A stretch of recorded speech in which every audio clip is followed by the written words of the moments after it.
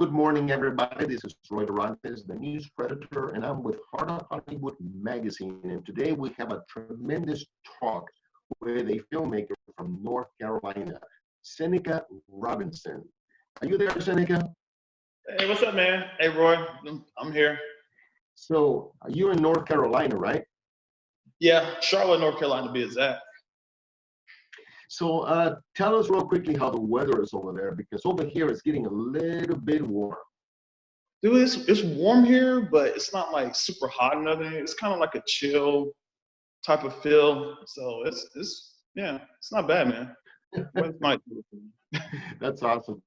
Hey, listen, so I saw some of your videos and wow, a lot of action, a lot of slashing. Tell us a little bit about the kind of films that you like to make. Well, I'll tell you what, I started off doing like fight scenes and stuff like that with friends about 5 6 years ago. And then, I don't know, man, I just started getting more like trying to add more story to movies and stuff like that. And I started doing like horror films, and that's pretty much how it goes. Like, people come up to me and ask me, say, "Hey, Sin, can you make me a little short film or something for my reel, for the acting reel?" Because they're saying that they're trying to get acting gigs, but you got to have an acting reel. So they said, well, they'll come to me and ask me. So like the movie Jack Shed, I made it for Vanessa and Ronnie, the two people that got, two main stars in the film. And it took me like 2 days. I didn't have no script or nothing. It just came straight out of my head right when we were filming. And so I like to do some horror films. Wow. So when you make some of your films, you make them without a script. You just go from your gut feeling. Is that what you do? I never wrote a script. I never wrote a script. I mean, because you know what? I mean, because I'm like, man, it's just hard for me to write on paper. It's just in my mind. And I got a friend named Jarvis, and I got a good friend named Granite. So when I get an idea, I'll go to them. We'll be talking about it, and they'll help me get it out of my head onto camera. So they really, really a big influence on me to help me get my ideas out on camera and everything. And also my friend named Sean Pola. That's amazing. He's the camera. Seneca, how long have you been doing films? How long ago? When I started doing my own films, probably about 3 years, if that. Maybe 2 to 3 years. That's all. So yeah. And what kind of equipment do you normally use when you are doing your films? We got an old Panasonic camera. It's like a 2012, and a few lights, and that's it. We don't have anything else. We don't have we don't have no dolly, nothing. We just got one camera, 2 lights, and the sound coming from the camera, and that's it. That's all we got. So I guess what you're talking about is the guerrilla style, the guerrilla style of filmmaking that comes from the gut. Am I correct? Guerrilla style, man. That's it. We just don't have equipment. You know what I'm saying? So, which is cool. We just make the best of what you got, and that's how we do it. Right, but I've seen some of your stuff. I went through your YouTube channel, and there's some really good stuff there. There's a lot of action, and there's I really like the beginning of Jack's Shed. I mean, it's just terrifying. How did you come up with that idea? Like I said, Vanessa and Ronnie wanted a reel done, and I said, okay, I'll give you a horror film. And so I was supposed to do like 1 to 2 little clips. But while I was there, I said, you know what, I'll just start adding more and more stuff to it. And next, within 2 days, Jack Shed was made. We made it in 2 days. It was real fun to be on the set. It was easy going. Ideas were just coming out of my mind and stuff like that. So yeah, that's how it was. I mean, Jack Shed had no script, no nothing, and made it in 2 days off of $400. That's all it cost us. Wow, $400. That's a really terrifying one. And then I saw another one called The Monster Within. Tell us a little bit about The Monster Within. How did you come up with that idea? Monster Within, my friend named Brian, the star of the film, he wanted something for his reel. So I said, okay, I'll give you an op. So I come up with Monster Within, and you know what I'm saying? It just all came out of my head. I said, I can't put too much dialogue in because I didn't have a lot of time. Then I just, just started, when we started filming, the ideas just started coming out of my head and stuff like that. And there you go. That was a real fun thing. It was really fun. It was like, that's one of my favorite. Yeah, that was really great. Yeah. So Seneca, what when you're doing your films, what message do you want to give people, your viewers, or is there a message, or is it just on the spur of the moment? What is it that you're trying to say? It's I guess it's more like a spur of the moment. It's just saying that I never did go to film school. My friend Sean, he didn't go to school for camera work or anything like that. None of my friends, Granite, Jarvis, Keith, all those guys, they didn't go to film school. We just were big fans of film, and we just I'm just explaining. I'm just saying that you don't have to go to film school.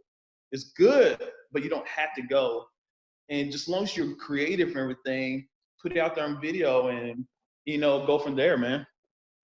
That's what I tell people. Wow. And make sure you get in. So you started. You get it done. So you've been doing films for about 3 years. You say about 3 years. Yeah, about 3 years. Yeah. And as far as an investment is concerned, how much money would you say you have invested so far in your film journey, in your film experience? I mean, thousands and thousands of dollars, because I produce stuff and everything like that. Paying for cast, all that, thousands of dollars. It's one of those industries, man. You're going to have to invest into yourself in order to get ahead. Nobody's not going to invest into you, man. You got to invest into yourself, and you got to have that drive and that willingness. You know what I'm saying? And you got to have a good crew with you, good people around you to make it happen. If you don't have that, then I don't see you making it. So about how many people would you say that you can count on? What's the number of your crew? How many people can you rely on to get your films done? It's starting to build up, man. It was first just me, it was first Jarvis, Granite, and Shauna. It's 4 of us. But now it seems like after every time I finish filming something, usually like 1 or 2 people always want to hit me up and ask me how can they help out. So it's starting to build up and everything. I'll say it went from like 4 people to now 10 if I need help or anything. But I always try to keep a small crew because what I'm saying, I'm pretty much one of those directors, like I'm like to be hands-on. So if I got to move the lights, I got to move the lights, sound. I do whatever I got to do to make it happen. I don't sit in a chair and just let everybody do work. No. I'm a hands-on type of person. So I believe in that. So Seneca, do you have any projects right now in the oven? Yeah, I'm doing the movie called, I know it's going to be kind of stupid. I'm telling you the title. The title's called The Untold Story of Jerome the Pimp. It's actually a pimp movie. It's going to be a very brutal movie. It's very brutal. It's a short film. It's probably about 15 minutes. Then I'm also like to make Jack Shed into a feature film. So I'm going to add more story to it, and probably it's almost going to be like a prequel to how to lead up to where it's at now. So that's really good and everything. I'm going to make Jack Shed more in depth with the character and everything. You understand where he comes from and stuff like that. And during that time, also do like little short films here and there. I love filming. I love filming. So I guess what I'm hearing from you is that you do a project and you complete it, but there comes a time or a moment when you say, man, I could have done this, I could have done that. So you go back to add more stuff to that film, even though it was completed. Am I correct? Yeah, I do that. On some films I do because I'm like, maybe I just didn't have a lot of time or anything like that. But Jack Shed, because it seems like everybody loves Jack Shed, and they want me like, yo, make a feature film. So that's what I'm working on right now. And I got the idea in my head. I just got to get on paper and get out there and get a good investor. And I think that once it comes out, it'll be like, people will be very, very impressed, man. Very, very impressed. Yeah, they're definitely going to be like, yo, that's dope.